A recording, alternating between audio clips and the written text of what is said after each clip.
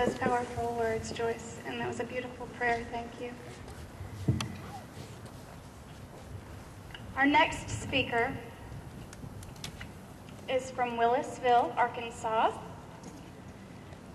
She is a Democratic state senator from District 33. She's a board member of numerous organizations, including the American Federation of Teachers, City Year of Little Rock, Just Communities of Central Arkansas, Women and Children in First, and Women's Action for New Directions Education Fund. She serves on multiple committees at the state level, including the Arkansas Legislative Council and the Task Force on Reducing Poverty and Promoting Economic Opportunity. We are very fortunate to have her with us today. Please help me give a warm welcome to State Senator Joyce Elliott.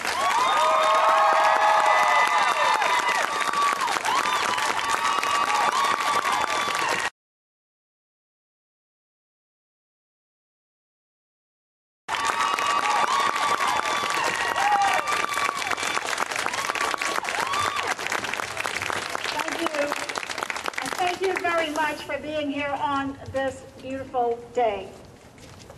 I'm so heartened that you have chosen to round out this conversation when it comes to reproductive justice. We hear a great deal on the other side, and so many times there is a deafening silence from those of us who should and must and have an obligation to speak up on behalf of reproductive choice and justice. I'm here not because I didn't have any other place I wanted to be or could be. I'm here because I must be. I stand before you a mother, but I also stand before you a mother who gave birth to a son because I had planned. I was lucky enough to have the resources and access to proper family planning. My son was a choice. The planning was something I was afforded that I want afforded to every family in this country.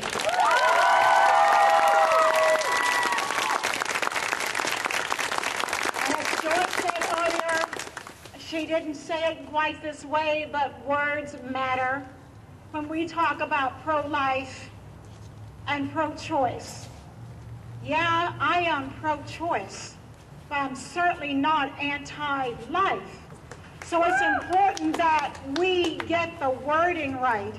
Either you are pro-choice or you are anti-choice.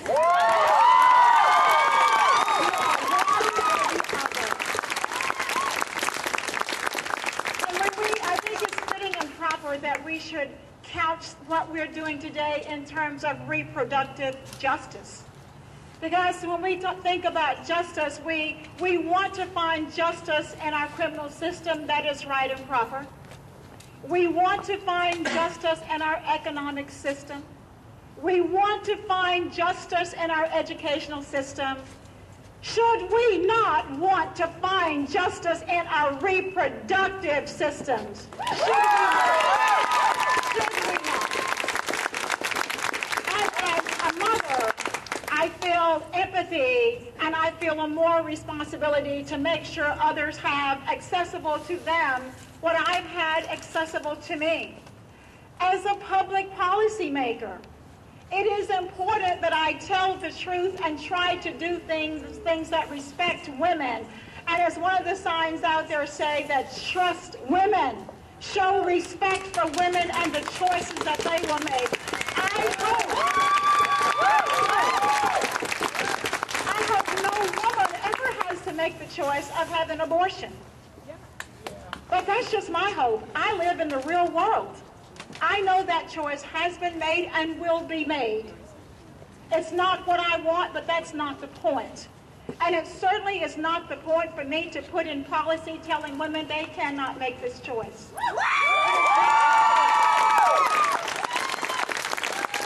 I have had the good fortune and the misfortune of living across this spectrum of Roe v. Wade being the law of the land and when it was not.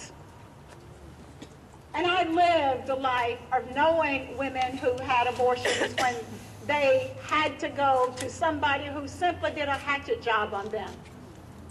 If abortions are a part of our reality, let's make sure they can be safe and legal, as safe as they can possibly be. We can't guarantee safe, but we can certainly guarantee legal.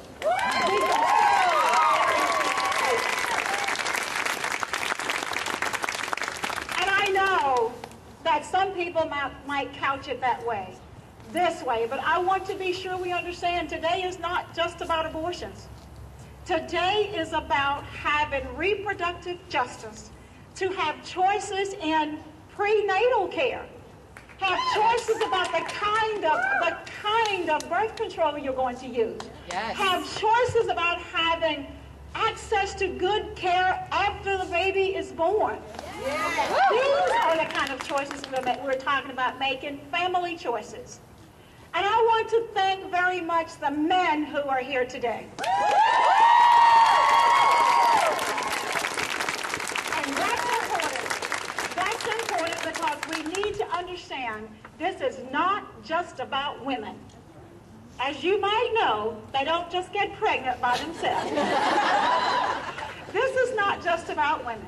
So there must be a partnership between men and women in this quest for justice. There must be a partnership as we work to tell the truth about the health care bill that was just now passed. There is no public funding for abortions in that bill. Let's get it right. It is not in the bill. We must have partnerships with men, especially when we are doing what we should do to make sure women have access to birth control, and that they're working together as partners to make abortions something a woman doesn't even have to consider. We don't need to wait. To do the right thing. Move beforehand. So may I just say one more thing to you in the way of public policy. It really is in the interests of the United States of America to do the right thing by reproductive justice. And some of that might include some funding to help women in particular who are pregnant and didn't mean to be, didn't want to be, because the surest way for a child to grow up in poverty is to be born to a single mom, or to be born into a family where they did not want to get pregnant, did not mean to get pregnant, but they did so because they didn't have the reproductive choices that I had. The United States of America in 2008 saved $5.8 billion because we funded public clinics.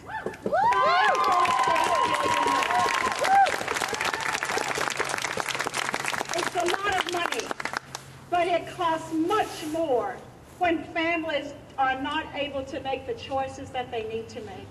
So let me pledge to you as a mother, as a person who was a school teacher for 30 years, and who saw students making decisions I didn't like, but I wanted them to have a way to make better decisions that were not accessible to them. As a mother, as a teacher, as a public policy maker, it is important to me to have your voices and your support. In return, I pledge to you, whether you're there or not, I'm going to do the right thing, as I see it for women. It is important to me to work with people like my colleague, Kathy Webb, who is over here. The two of us are here today.